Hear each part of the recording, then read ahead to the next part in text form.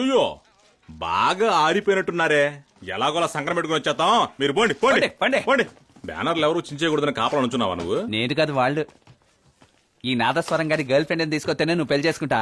ఇది ఖతీజా ఆల్రెడీ ఊదేసింది. హృదయకళ మనసులో ఎవరున్నారో అతన్ని ఎలా తీసుకురావాలో ఖతీజ చెప్పిందా? అది కణ్మణియే చెప్పాలి. ఇప్పుడు నేను చెప్పేది వినండి. వెంటనే నేను చెప్పే చర్చ్కి వెళ్ళండి. అక్కడ ఇమాన్యుల్ ఎవరో అడగండి. ఆయన్ని వెళ్లి కలవండి.